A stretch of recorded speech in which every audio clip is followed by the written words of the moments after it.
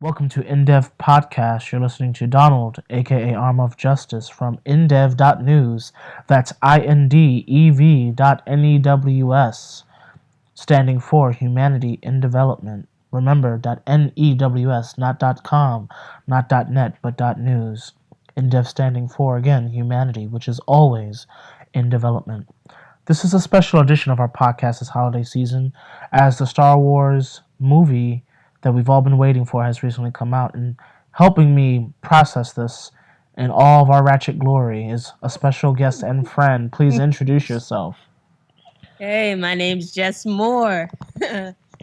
Yes, so, I'm not even going to ask why you asked me to watch this BB Talk video from Miley Cyrus, but what the hell did I just watch? So recently, I just told Donald, what happened first is he said, you're going to talk on my podcast. I was like, oh, all right. And then when we got on Skype, I said, oh, you should watch this BB Talk video because I'm going to reference it in the podcast. He's like, what the hell does that have to do with Star Wars? And I said, just watch it. And it's this BB Talk video by Miley Cyrus. And it is not just weird, it's the most bizarre thing you have ever seen. I think in some way it kind of sexualizes children, and it ruins everything you ever thought that music could be, or that Miley Cyrus could be. The same way the prequels did for Star Wars. So that's what I was going to mention, is how BB Talk is just like the Star Wars prequel, how it doesn't make sense with modern time. The dialogue doesn't make any sense. We don't understand what she's saying, and the message just seems really weird. So that's what that was. Okay, because I'm pretty sure, correct me if I'm wrong, but I'm pretty sure I heard the words F me until I stop using baby talk. Yeah, she actually says that multiple times. That's the chorus. F me so you stop baby talking. Because I think she's trying to tell the guy, like, oh, you're being too hands-on-y, and we should just have sex. Which is just like what should have happened in the Star Wars prequel. Like, stop all this mindless chatter that doesn't make sense and all this forced relationship stuff, and just have sex. Like, you're a senator. There's no reason for you to deny Anakin Skywalker sex. There's no reason for it. Okay. But yes, so it's the same thing. Miley Cyrus baby talk and Star Wars prequels, same thing. All bad. I still don't know what I watched. I still don't know. And I hate you for it. Everyone should watch Miley Cyrus baby talk. No, do not listen to my guest. Oh my God. Talk. Okay. I just don't know. I just don't know. It was a sexualization of babies. No, there was no logic. There's just stuff happening on a screen. There's just things happening in the frame. There are people who like fetishize, who just like dress up as babies, and that's hot for them. This is exactly what Miley Cyrus is doing. Oh my. Okay. All right. So let's take a step back. Right. So we're talking about. I think we're talking about Star Wars.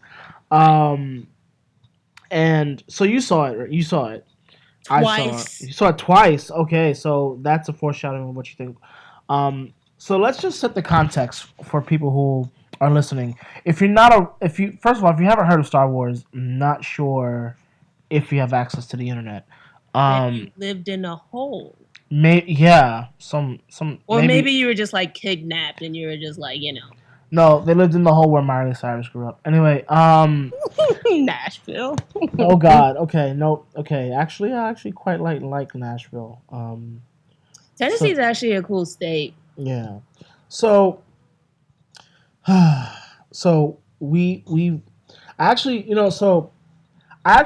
I have the Blu-rays for Star Wars, and I don't watch them ever. The prequels, mind you. But I got the specialized editions. You ever heard of those?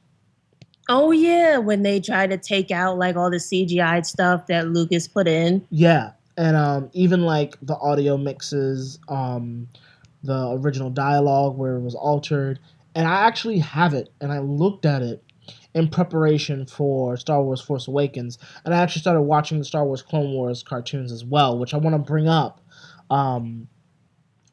in this special edition podcast, and they're amazing, and it made me realize the power of intervention. And what I mean by that is when George Lucas came up with the original Star Wars, I'm pretty sure there were other people, screenwriters, editors, which we've gone on record about that. If you've read, even if you've listened to like the Red Line Media critiques of all the movies, you've heard that. And like and like the person who actually co-wrote the first Star Wars with George Lucas actually also helped write the first draft of this new Star Wars. So yeah. They intervened where George Lucas wanted to go crazy. And I think that's important to recognize. He's just running around the desert going, we need more lightsabers! We need more lightsabers now! First of all, I think it's very hilarious how Samuel Jackson used the lightsaber, used his power and clout to make his lightsaber purple because he said he wanted to pick himself out in battles. I just think the motherfucker wanted to see if he could get away with being black and asking for a purple lightsaber. I think that's what I personally think. I think he wanted to see. I want the grape flavored lightsaber, and he did. He got away with it. Why? Because according to George Lucas, after Attack of the Clones, the color of lightsabers didn't matter. Has no purpose or meaning. So all that cool stuff from the original Star Wars Clone Wars animation doesn't apply. But let me ask you this. Let's take another step back. What do you think about the new movie? Okay, so I think just for like, podcast sake or whatever the internet people do, spoiler alert, just in case like I say anything that might slip out, because I don't want anyone coming to me with like death threats talking about I didn't see it yet, which but but before you begin, let me piggyback on the spoiler, because like we said, if you're not aware, Star Wars is a thing, and they came out with these 3 movies in 1977, 1980, 1983, the original trilogy. Then they came out with prequels in 1999, 2002, and then 2005. Which is supposed to flesh out the story of one of the main characters of the original. So, we're about to talk about all of this, okay? All of it. The Star Wars Clone Wars cartoons, all of it. So, you have been warned. Just like in my spoiler-free review on indev.news, you've been warned. You've been warned. Don't blame us for nothing. Okay, so what I thought about the sequel / reboot of Star Wars 7 is basically that's what it is. It's a sequel / reboot. Was I excited in the line in Williamsburg Cinema? Yes. Did I clench the person that I was with hand as soon as I heard and saw the Star Wars flash screen? I was like, yes, I was very excited. It was the same. It was the same as New Hope. They definitely went back to what made Star Wars great, but there wasn't much change. Like it was the same places, the same destinations, it was the same beat for beat story of New Hope. And one of the really interesting things was Kylo Ren, who I'm really excited to see more of, and the Knights of Ren. I know I'm going to see them, and finding out more about the Supreme Leader Snoke. Snoke or Snook? Snoke. I think it's Snoke. Which actually sounds like a Lord of the Rings character, like Smaug. The Desolation of Smaug. Which I never saw, by the way. Nor do I care to see it, fuck you guys who say I should. But yeah, no, it was definitely the same beat for beat. Not that I wasn't excited, but you have to say one of the kind of cool things about the prequels is that it was different. And George Lucas did dare to like try to be different and venture out into the canon that is Star Wars. But yeah, no, it was definitely exciting. Some of the action sequences were a bit long for me because I was just like, okay, I get it. We're going to win this one or we're going to lose this one, because we know the beats so well from New Hope. But yeah, no, it was definitely exciting. I definitely think people should see it. Like, that's why I saw it twice because, I liked it so much. It's a good, fresh, modern reboot, and it has a lot of funny. It's kind of like a comedy. It has some really funny lines, some funny characters, so it's all right. What do you think about? So you mentioned the plot similarities between New Hope and this one, as well as like you just mentioned some of the comedy lines, and I have thoughts about that as well. It's because they didn't make a C3PO. Like, I literally think someone just went into the boardroom and said, you know, it'd be really cool is if, like, a stormtrooper stopped being a stormtrooper. And then, you know, and then he became... Why does it sound like that? Exactly. Because I feel like that's exactly what happened. Because I'm sure we'll get into this, but like his storyline was just so... over polished. Like no one went into depth about, you know, how he made that big moral choice of not being a stormtrooper anymore. You know what I mean? Right. But yeah, that's completely glossed over. But yeah, he just became the comedic person because C3PO wasn't there, and they couldn't make another C3PO because that's jocking on the old original too much. Right. Well, you know, I also think, I mean, obviously you're referring to Finn. Mm-hmm. And I really think that he's more than C-3PO in the sense that if you think about the original, you had Luke, Leia, and Han, right? And those were like your three staple characters from A New Hope. I mean, you could extend it a little bit to Luke, Leia, Han, Chewie, Lando. But like those are the people with whom you really identify, right? If you're talking about like the Golden Three. Mm-hmm. And if you're looking for something analogous in The Force Awakens, then you're looking at Rey, Finn. It's just Rey and Finn. Rey, Finn, and then they didn't really expand, but yeah, the pilot, right? The pilot, yeah. I forget his name. Was badass. Yeah, he's awesome, and I want to see more of him. And actually, I thought he was originally the Han replacement. I think he's going to be a sort of Han replacement just because of the dialogue, right, from the opening sequence. He was like, I think Kylo Ren approached him, or somebody approached him when they captured him as he was trying to escape in the beginning. He was just like, so do we talk now? Do like I say my part and you say your part? It was funny. It was hilarious. Like I can hear you with that thing on your face.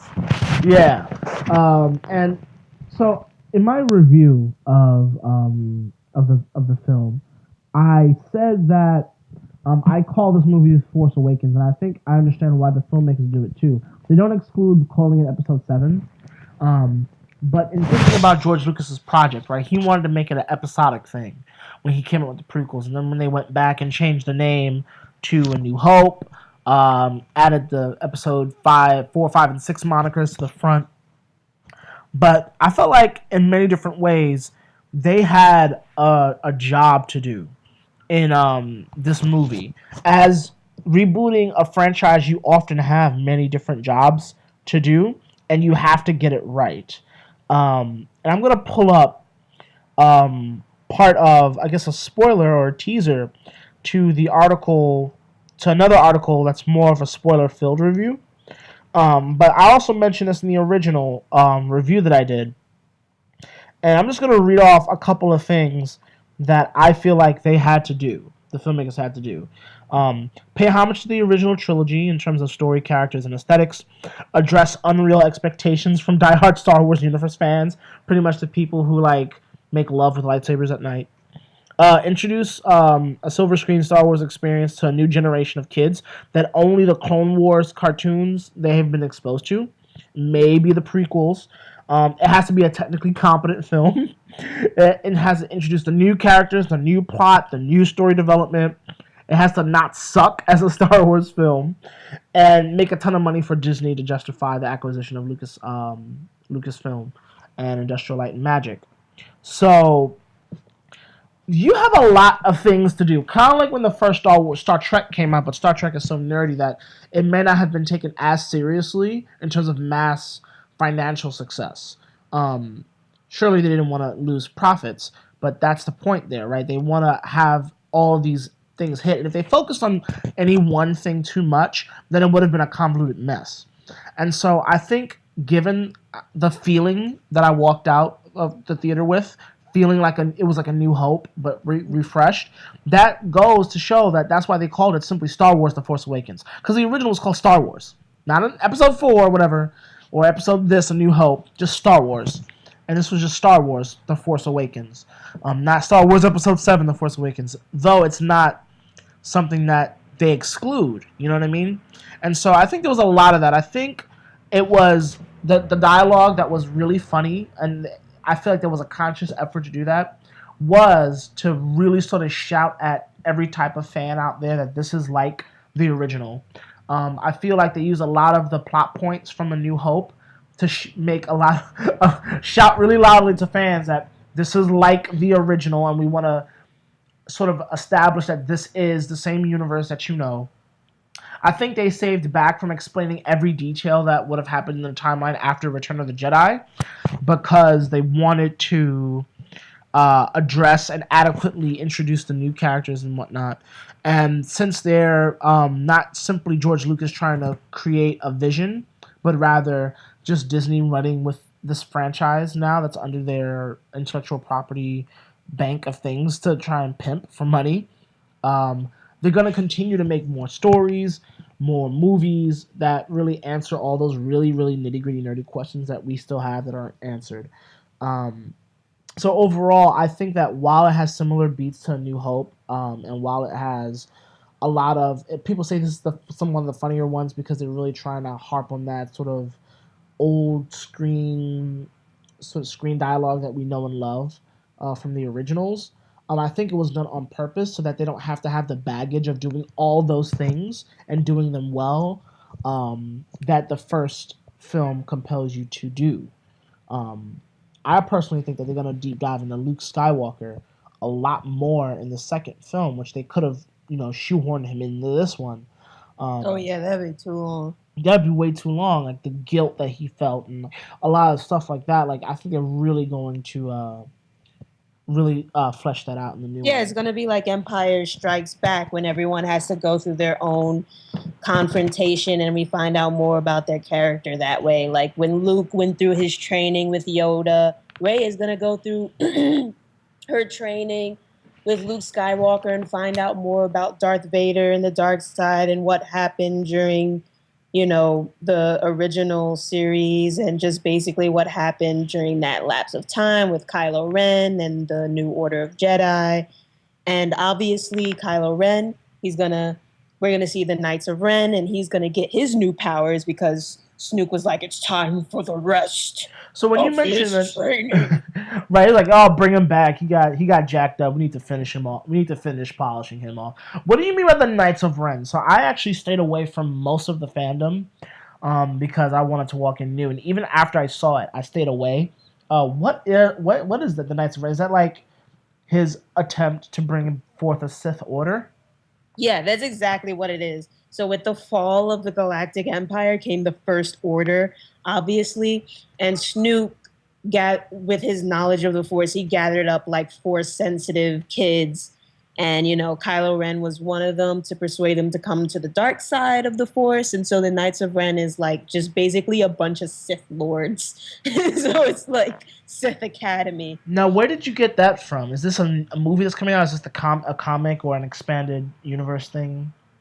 Yeah, it's just through like the universe itself, like going through, articles about this new First Order and Kylo Ren and where he gets the name Ren from and all sorts of things like that. Okay, because expanded universe. Expanded universe. So and like people just trying to tie stuff and sources together, because you don't get a hint of any of the Knights of Ren in the movie in The Force Awakens. Actually, you do with, I think it's either the trailer or in a poster or something. There's just like one shot or one picture where you see Kylo Ren, and then behind him are some other guys. Oh, okay. That kind of look like they have Darth Vader masks. And I think Rey, when she finds Lucas Skywalker's lightsaber in that creepy monster thing's tavern, then who knows way too much, by the way. Right, that girl, that old, like Lupita's role, right? Yeah, way too much. And Yeah, she goes through like the visions. And Right. she actually, I think I remember seeing like the vision of Kylo Ren and also like those same people. And I think that's the Knights of Ren. That's a part of the order. Wow. Okay, so that's interesting. So I think so. Part of my reaction to all of the Star Wars stuff is, a lot of people complain about not having like a lot of their questions answered. What the fuck? Yeah, I mean a lot like these questions though. That's what I'm yeah. wondering. So let me bring up some of them. So like, and I can think of some of them off the top of my head. So people are, first of all, especially after they killed off a lot of the expanded universe from before, people are overly obsessed with trying to figure out who's force sensitive, who isn't, what happened to the Jedi Order, and I mean like, and they made passing comments about it. But people are curious, like after Return of the Jedi, did the Galactic Senate come back? Apparently there is now a New Republic. But what happened to that New Republic? Did the rebels just become the Resistance? And I think if you think about it for a few seconds, it makes sense. The Death Star, for example, the second Death Star in the end of Return of the Jedi, was just the Death Star. You know what I mean? And it had a really good fleet with them, but it wasn't the entire Empire's fleet. So there's obviously not. They got a fucking planet. You know what I'm saying? I was just wait. That's a whole other. I was just like, because I kept looking at it halfway through the movie. I was like, what is that? Is that a gun on the side of? You know, is it cold? Do they have a climate? That though, I watched Red Letter Media with like Mike Stoklasa. It's so funny, by the way.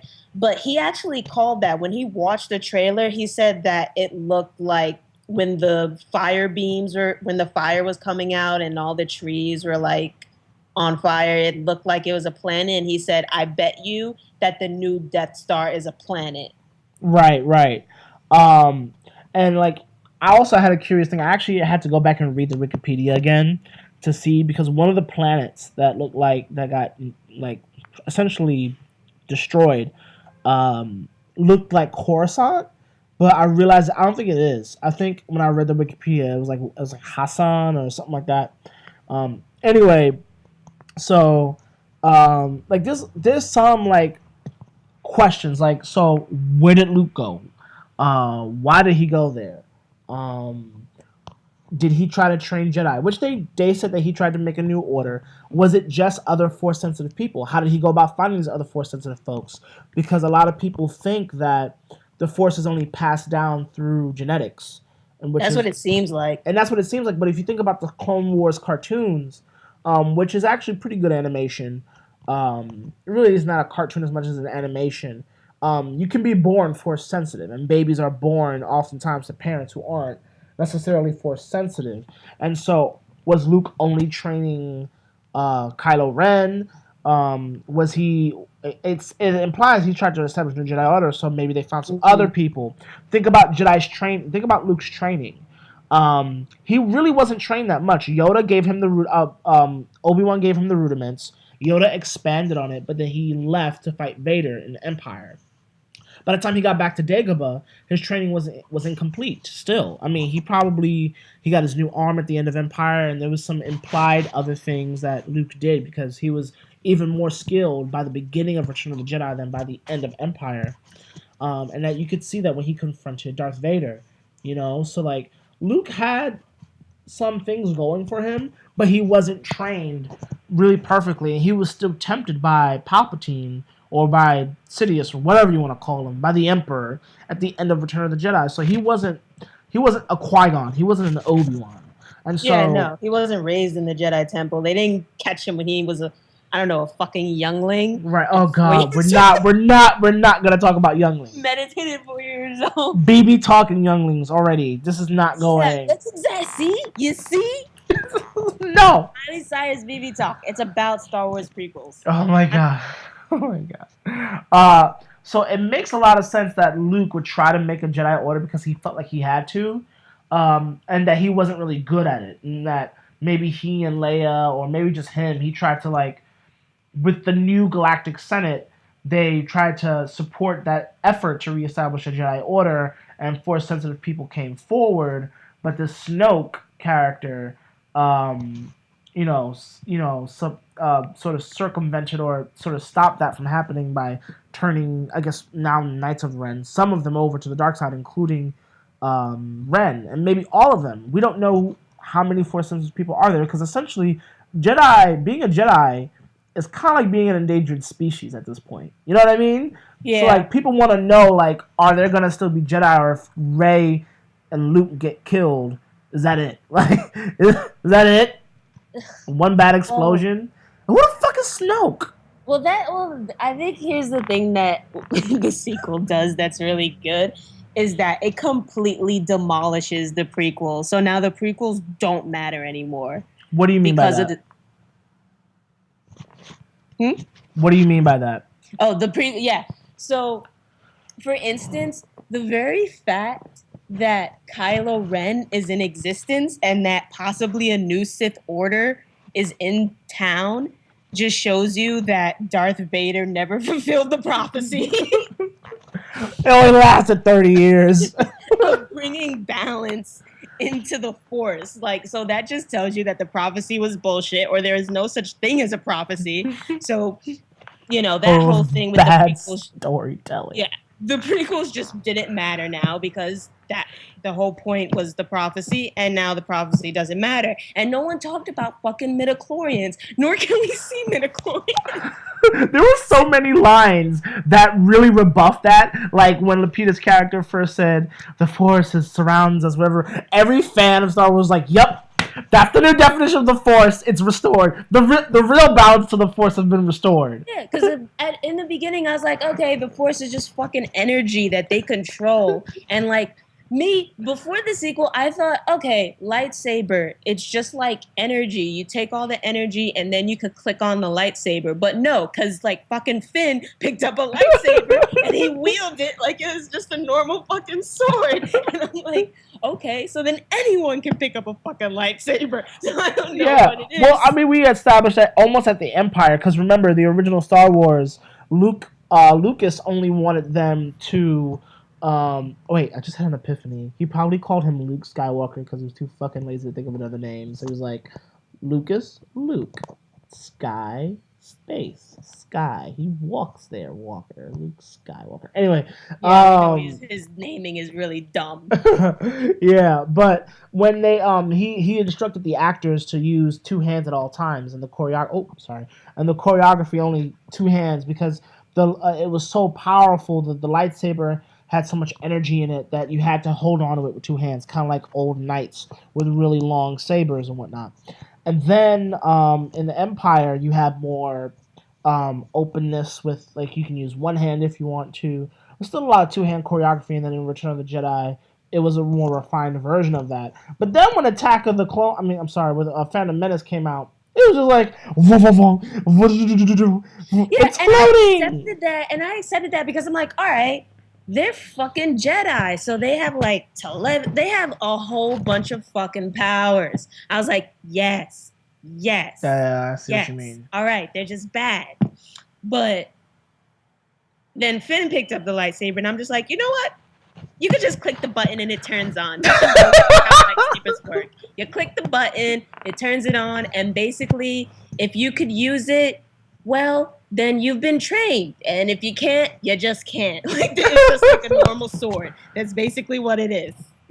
Let me adjust my mic real quick. So on that, though, I think they did that on purpose. I think they had Finn hold it and use it because they did a wonderful snafu with... I think a lot of people caught it. A lot of diehard fans caught that. But, like... a lot of people were surprised when Finn really wasn't the Force-sensitive person we're looking for.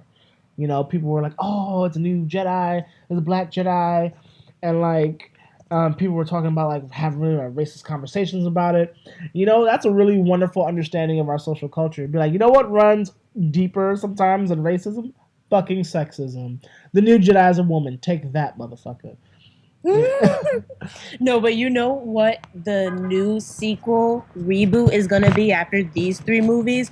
It's going to be the love child of Finn and Rey, and it's going to be like a light brown queer woman. It has to be, because intersectionality is next. Like, because Rey's not black or anything but white, so, like, You know that's coming. But you know what's jacked up? If you go into like toy store, like toy stores or like Target or whatever, wherever there's Star Wars merchandise, which is freaking everywhere, even in Marshalls, you find that Rey products really aren't out there. And I call BS that, the merchandise departments thought it was, we all thought it was Finn that was the Jedi. And so that's why, bullshit. that's BS. I didn't think it was Finn when the trailer came out. I knew he was going to be one of those stormtroopers who defected as soon as I saw the trailer. Like, that's ridiculous. Exactly. Even before that trailer with the teaser trailer, you could pick that out. And then furthermore, what really I thought, She's the one with the goddamn staff, and she's all over the desert. Right. Like, what? Right. And if you look at the way the staff is held, on the poster, it lines up with kyloren's saber, which is like blatant symbolism. Everything points to her, but society is so sexist that's just that denial. It's sexist. It's sexist driven denial, which they explain stormtroopers a little bit by saying, "Oh, I was bred from birth. They took me and whatever stuff like that." So they stopped cloning, which was a dumb thing anyway. And they started like, okay, so that's what the First Order is doing. They're taking kids from birth. Maybe they're taking a cue from their old empire. So I was like, you really can't engineer the Force, you know what I mean? So that's how I was like, boom, that makes a ton of sense. He's not the Jedi we're looking for. No, I actually like that they were taking kids from birth, because this goes back to just good filmmaking 101. When I knew instantly this was gonna be a good movie when I saw the first shot, and not the scroll with the simple, hey, Luke's gone, everyone's trying to find him, scavenger hunt bullshit. I mean, like, the first shot. Oh, yeah. When the ship came, right? Which is just like, New Hope. When you first see the ship, it shows you how long the reach of the Empire is. But in this one, literally, the ship blocks out the sun. It's so enormous and far-reaching. It's also wide enough to block out the light, which coincidentally, the what is it? The Star Killer, the Star Destroyer, Killer Planet Fracker. The big ass dark star is. It's literally sucking the light out of the sun. It is sucking the light out of the world. I knew instantly with that shot that they understood what Star Wars was about, and they just understood filmmaking in general. Just see with your eyes, not with your ears. Yeah, and you know what else too, what I really loved, was that first shot. I thought it was a shadow. And first off, I was like, that's brilliant, first of all. That was just like the shadow being cast over. Be a shadow. But it wasn't even, but I think if you keep watching, you realize that, like, when it takes over the entire star, it's the actual ship, because you see, like, little lights to indicate that that's just a ship that's on the opposite side of the star, which would make sense in space, because, you're only going to get light casted on that part, which the one thing that the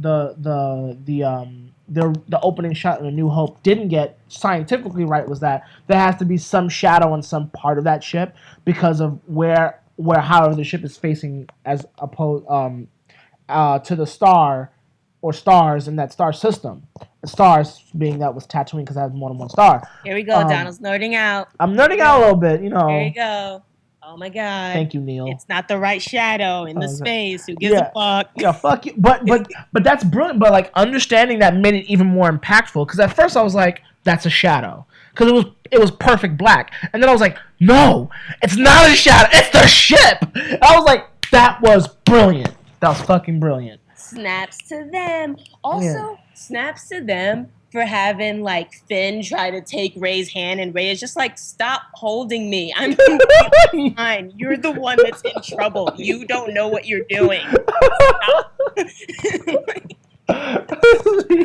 Snaps to them. Can I just take a side note? Because Finn is hilarious. Just two side notes. One, when Finn doesn't know much about the Force, and it makes sense, right? Because like everybody's like, "Is this shit real?" And like Han Solo's one like, "Yeah, no, the shit's real." He goes at one point, turns to Rey or somebody like, "Don't worry, we'll get out of this. We'll use the Force." And somebody replies to him like, "That's not how it works." Yeah, he's like, "That's not how the Force works." You know, which I thought was another boot to the prequels, which was like, no, yeah, not midichlorians. That's not how the Force works. But take all the midichlorians and bottle them up and then shove it into someone's face, and they're a Jedi. You know. But another thing that I absolutely love about Finn's character, and another piece of dialogue, and I think this almost feels like ad-lib because it sounds like some black shit, was when Finn was talking to Rey, and Rey was like, "I have to go back to Jakku," which in my heart I feel like somebody's gonna say, "Oh yeah, in the old Empire or the old Republic it was called Tatooine." But anyway, even if it's not Tatooine, it's not the point. The point is that when Rey is like, "I have to go back," he's like, "What do you have back there waiting for you? Come on, what's there waiting for you? Is it a boy? Is it a boyfriend? You got a boyfriend? You got a boyfriend? He's cute. You got a cute boyfriend." That was hilarious. I think everybody's on a bus on laughing. Finn is great. Finn, wherever they found him, he's great. I know he's English, so that tricky. Found him in English, they're so tricky. I don't know. Tricky. He's great. Idris Alba, dude from Serenity and 12 Years a Slave. They're all British. Dude behind Selma. That dude, David. I can't pronounce your last name, so I'm not gonna botch it. They're all British. Actually, they're African American. They're great African American actors. Like if you saw the movie Dope. I didn't, but I heard of it. I haven't seen it yet. I haven't either. Don't shame me either. But Dope, I hear it's great, and it has like Alicia Keys' Lenny Kravitz's daughter. Really? As a character, and I hear he was great in it. So. Yeah. She was great in it. She was great in it, and the main character from Dope that they got from America. I need to see that because Forrest Whitaker is behind that, right? Could be. I think he was producer of Dope. But yeah, so I thought the tones were great. I thought that was really hilarious. Just Finn was a hilarious character in general. But he seems like a fiercely loyal, you know what I mean? Like the fiercely loyal kind of character. Mm-hmm. What do you think of I have a couple questions for you. But one question I have for you is, what do you think of Kylo Ren in terms of his reveal? God, I love Kylo Ren so much. You need a moment there? That's just a weird laugh. I love Kylo Ren. I think Adam Driver himself is a great actor. Personally, here's how I feel. I think he was great as Kylo Ren. I just don't like his voice. I think his voice is like really awkward and nerdy. And what did you think of the movie, Jessica? Yeah. And so that scene when he takes off his helmet, when I was in the theater, actually when he took off his helmet with Rey, someone said, "What?" I can't believe this. Yeah, someone was about to go off in the theater when he did that. Mm-hmm. Like it was blasphemy or something. Yeah. But I understand the dramatic beat of why they let him take off his helmet during the race scene when he was interrogating her. Because like she said, "You're just a guy behind a mask," and he was just like, "Okay, I can take off this mask and I'll still get what I need out of you." You know what I mean? Like, I understand that, but I kind of wish he didn't in that scene. I wish, and I know that this sounds really cliche and bad, but I wish he took it off when Han Solo called him Ben. And Han Solo, the way he called him Ben, that, oh my God, my heart sank in that specifically right there, because it wasn't just like Ben, it was Ben, and there was just like so much power in the way he said Ben and just so much history, because that's what happens when you make full characters, you know what I mean? Yeah. There's so much history in just that one name. He called him Ben, and that's when we called him Ben, and he said, "Take off that mask, you don't need it." And in that one time, I feel like that's when he should have took off the helmet, because it's like it's a kind of thing where there's like a father and son relationship and kind of still listening to the father, which is kind of like what Supreme Lord Snatch. Snoke. His name is Snoke.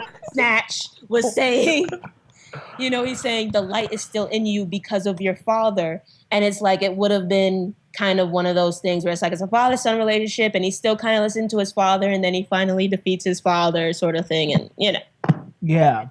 And that leads me to my next one. Well, let me make a comment on them. At first, I thought that... First, I was a little underwhelmed. That's the initial reaction, because he just looked like... It was kind of like when I found out that Cumberbatch was Khan, or that Jesse Eisenberg is going to be Lex Luthor's son in Superman, Batman vs. Superman. Oh, Jesus. But when I was talking to my girlfriend, I realized that, this is under... I kind of like how... I like how they revealed him in the end. For the sake of the fact that he comes off as a regular person. And I think people almost automatically try to think, a lot of people anyway, try to think about like, Kylo Ren must be related to someone. You know what I mean? And like when he's worshipping Darth Vader's mask, it's not like just he's this big burling Sith Lord, but that like, if it's only 30 years after the events of Return of the Jedi, then assuming that Han didn't jump Leia's bone on Endor, their kids are gonna be 20-somethings. You know what I mean? And so like it makes sense that in the arc of a trilogy, that like we're gonna see Kylo Ren when he was young, kind of like how we wish that we saw Darth Vader when he was young. I feel like they could have done it. Like if you think about the Machete Order, when you watch the original 6 movies, or the original 5, because Machete Order doesn't let you watch Phantom Menace because it doesn't exist. Yeah, damn right. You don't need to watch it at all. Jessica, what did you think of the movie? What did you think of the movie? No. I hate you for what you just did. We said going to the theater. Stop. You hear that fine, right? Anyone who's still listening to this podcast at this point, you heard the hate in her heart when she said that. She wasn't joking. She was like, "Stop, stop now! It's not funny. I'm not giggling. Stop." No, but I do love Kylo Ren just because it's like he's like an angsty kid. Yeah. And we're gonna see him grow up. Like people like I bet you the driver is like in the gym as we speak right now, because in the next one he's gonna be bigger and burlier, I feel like. Or even if he's not so much physique wise, his face, like he got jacked up in that fight with Rey. He got whipped. He's gonna come back like as an asshole. Right. Because his kid, he's a kid. He's no longer a kid, and the light part of him left. Gone. Right, and so like when I saw him face Han, the reason why that whole conversation between Ren and Han, I wasn't convinced that was gonna happen, was because I thought for a moment that the makers of this film would refuse to kill Han Solo, even if Harrison Ford didn't come back for another movie, because of the fans. And so that's why the conversation caught me off guard with him. But then when he finally went through with it, I was like, yes, okay. Because, mind you, I stayed off the internet, so I had no idea that people were speculating that Han Solo would die. And I didn't know that either. You know what I mean? And so, because a lot of people saying, oh yeah, like, Harmy, the guy behind the specialized editions of the original trilogy, felt like that was an underwhelming moment. Because like, yep, see, there you go, he dies. Kylo Ren kills him. And then I didn't see that coming necessarily. Like I saw it coming from the tone of the scene, from just the way I saw it coming, but I refused to believe it because I refused to believe that they were. Dad, help me change to the dark side. Yeah, exactly. And like even if I feel like when Ren said it's too late for me, every line from that point and before it, he was being open with his dad, and like a bunch of history that we don't know yet came out. You know what I'm saying? I feel like we kind of know the history. Like we could kind of fill in the gaps because we've gotten so much already just from like when he saw Princess Leia. Like basically this is what I agree. The backstory. You know what I mean? Like I gathered that Luke tried to make a new Jedi Order and Leia And I think Leia and Han had a troubled kid from the beginning. Yeah. I think from the beginning he had like trouble and he had this constant struggle between light and dark. I don't know, maybe he had a sister and he burned her Barbies or something and they were just like, oh my God, our kid's a little asshole sometimes. And so, but like really. And then they said, so okay, Voldemort. maybe if we send him, I think maybe it was Leia, I don't know who said it, but I think they sent him to the temple with Luke, and Luke tried to train him. And then once Kylo Ren got all this power, he was just like, oh my God, I want more power, and I want to be powerful like my great-grandfather or whatever grandfather. And now he's this. He's an angsty kid who's confused and just wants power for the sake of not being weak because he doesn't want to feel weak. And that to me, that's like so much better than the creepy things that I saw in the prequel. And I killed them. And the women.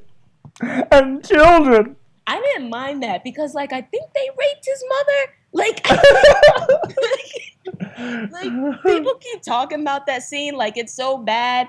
It's bad because he's trying to get with Padme and he's saying all these things. Right. But I feel like, if someone killed and raped my mom and tortured her, I'd probably kill everybody too. I'm just saying I might not tell my girlfriend. Right, that's my point.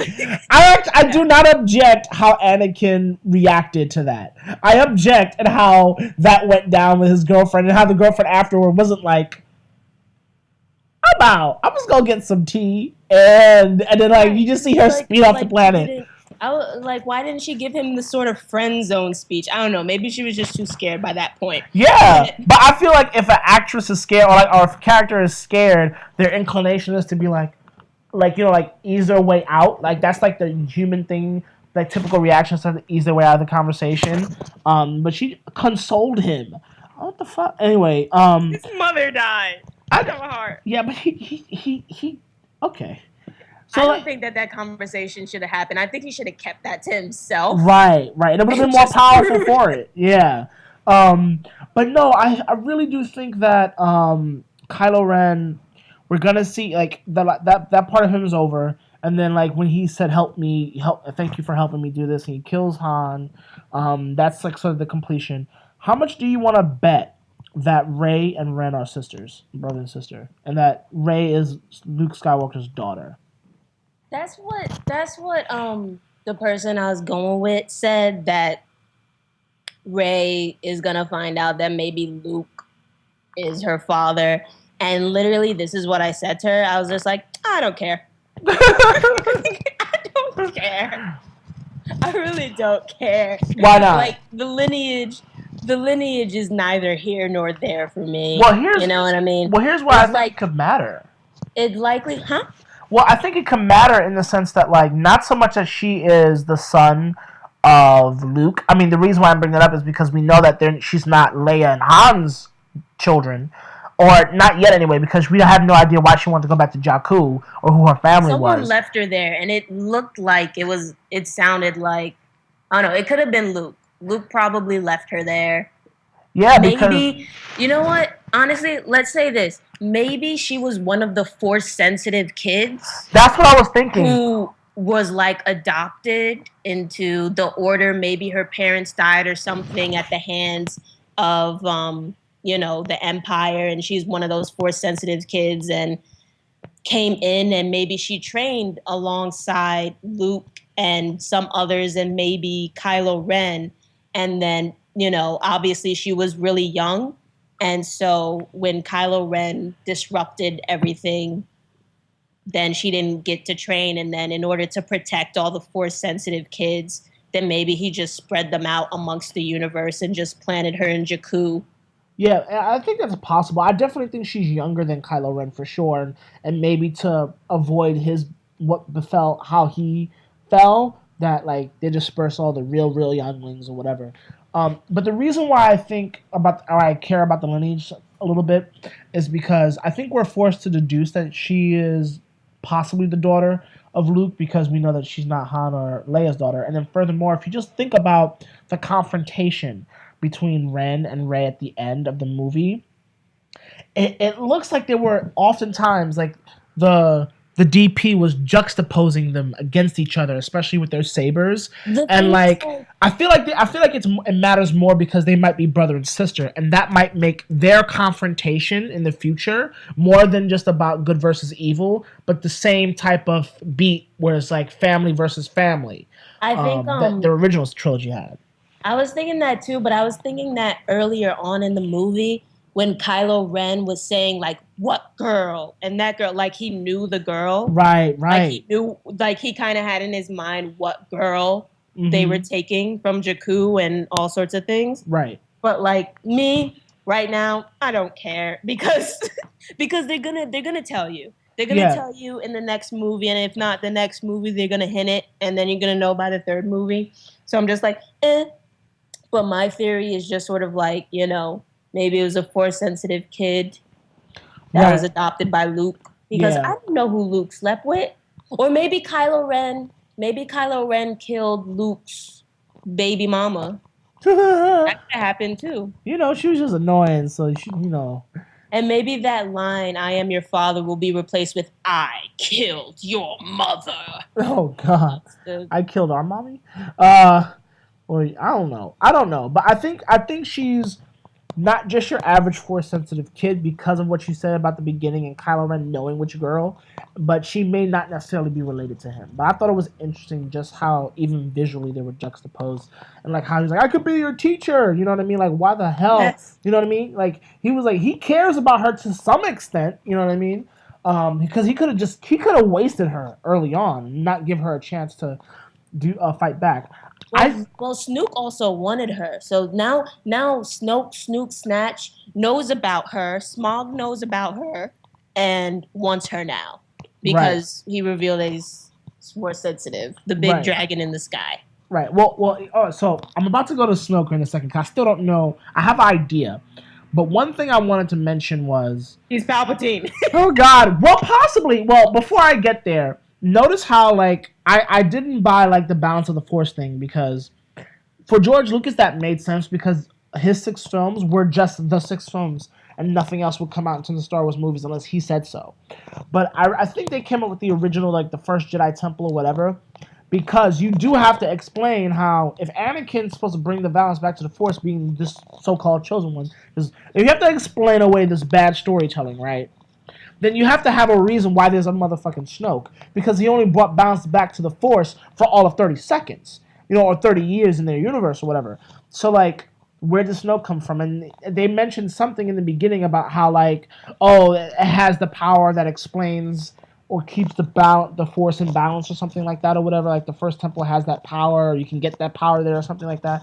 So that might be interesting plot element that they use for that purpose. And then furthermore... When I first saw Snoke, I thought to myself, I swear to God, this is not just a big thing, you know, monster. This would be horrible. But then when he disappeared, I thought to myself, two things. A projector. Either he's a projector, or here's a random guess.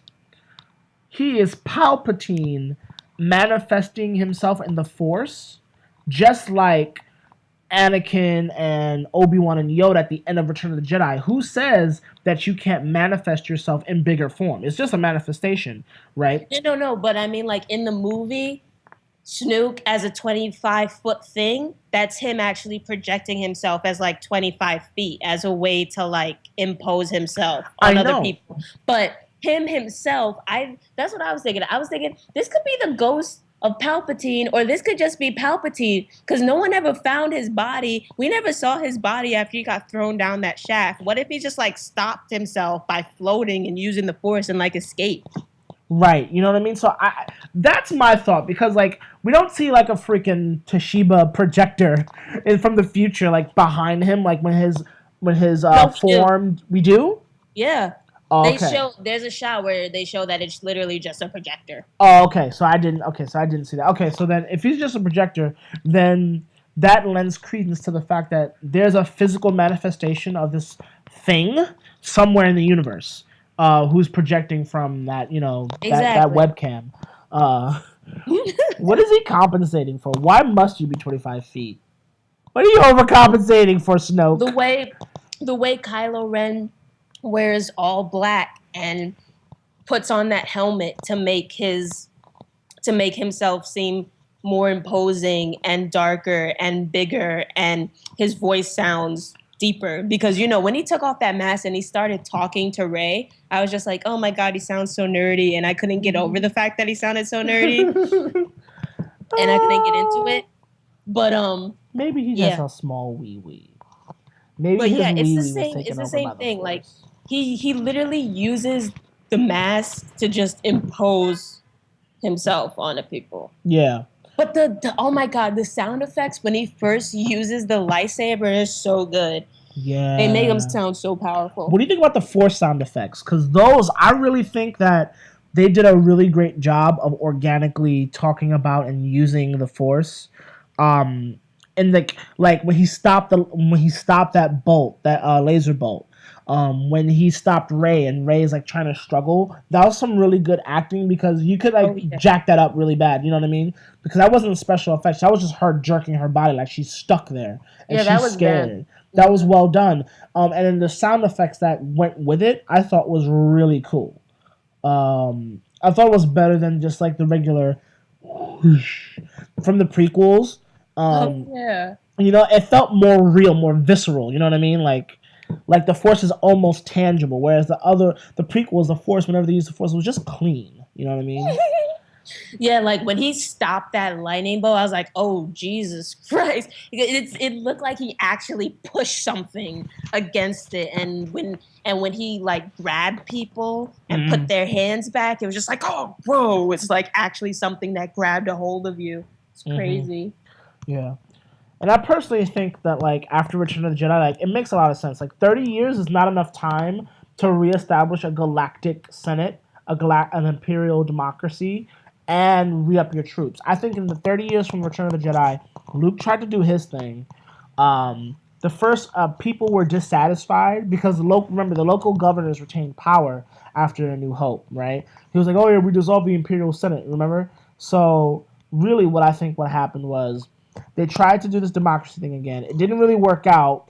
The rebels didn't really work as a really large military force, and there was so much real estate left from the Empire in terms of troops and other ships and all that, that it just worked out where, like, somehow between Snoke doing his thing and, like, just, like, the Galactic Senate not really jumping back where it left off from the end of Revenge of the Sith, that, like, 30 years later, like, it really, democracy does suck somewhat, you know what I mean? And, like, the First Order just rose from the ashes of the old empire, because it's only been 30 years. It's hard to, like, make a new Senate, and the Resistance just turned out to be the remnant forces of the rebels, which also makes sense, because, we barely have enough money, we don't really have enough time to come up with a taxing system like they did in the Clone Wars animations to, like, drum up a clone army or something like that. You know what I mean? They just don't have it.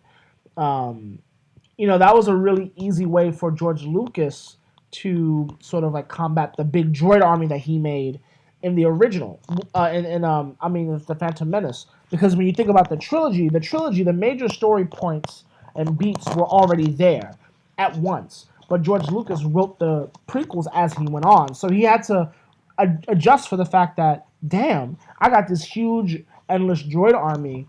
The Jedi are not enough. So, I have a hunch that he came with the clones for that, which made for really great philosophical conversations off the animation in terms of, like, free will and predestiny and, like, slavery. Like, you just created a new race of beings in slavery. Are clones enslaved? Are they programmed to be enslaved? Do they have free will? Like, that was really well explored in the animation. But you don't have that luxury in The Force Awakens. So I think part of what they did in The Force Awakens was they said, it makes sense that within a 30-year time span, you're not going to rebuild the old Republic that we knew. You know what I mean? From the prequels. But it seemed like it was just in, like, a little part. This is what it seems like. It seems like the Republic is its own little faction, and it seems like the Empire has its own system, and then it seems like the rebels have their own Resistance. bases. Their own bases. The Resistance have their own base. You know they're the rebels. Oh, please. They have their own resistance.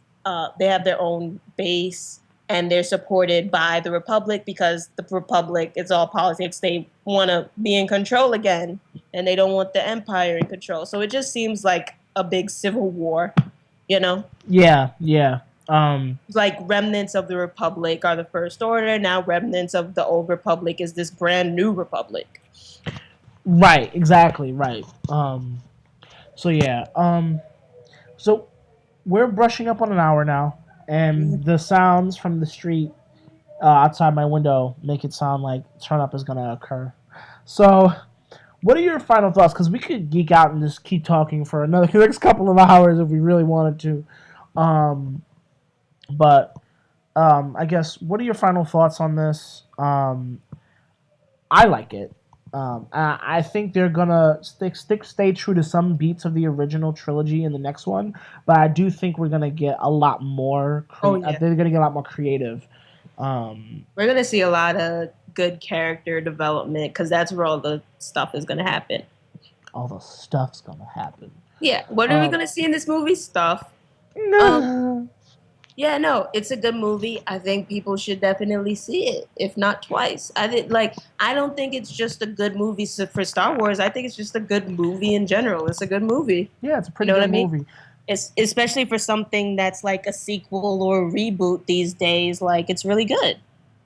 Yeah, I think throughout all of this, obviously we're both Star Wars fans and love the geekdom and all that, but we're seeing this as a film first in a lot of ways, and like I didn't walk in with like godly anticipation or ungodly like expectations. Like the original trilogy were films, and they had mistakes in them and all that, but they were films, and they were just good movies more or less. Yeah, they were good movies. It's a good story, right? And I think this is just that as well. And so I think people who are new can walk in and they're not inundated with so many like all the geeky nitty-gritty details being answered, that they can enjoy the new stuff as well as references to the old.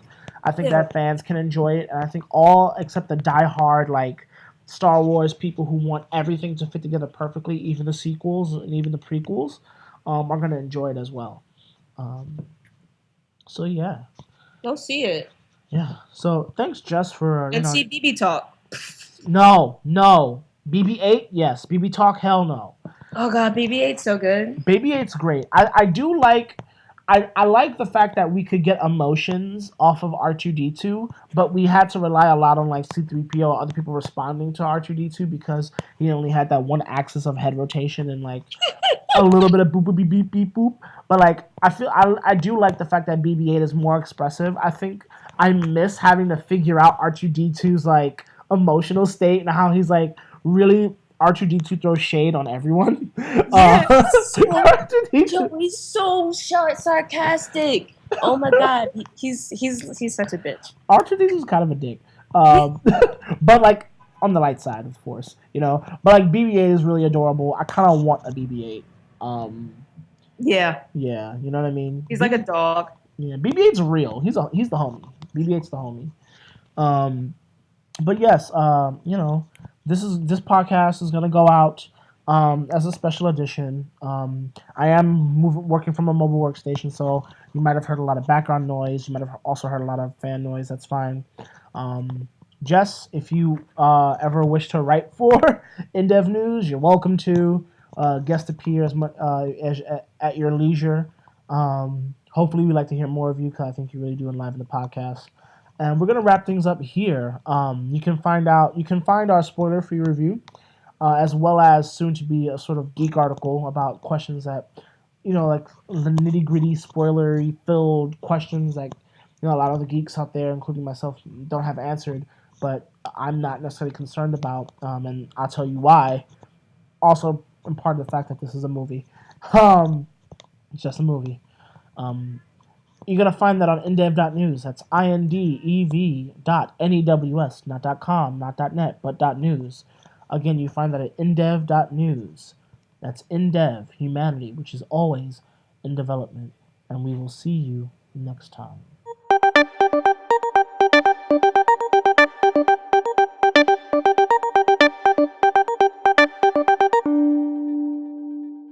It's annoying, you know? You can just get killed. Oh, come on. No. Get out of it. See?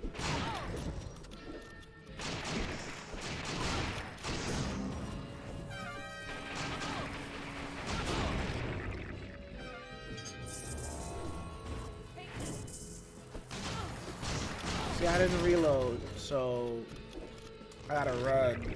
Wait.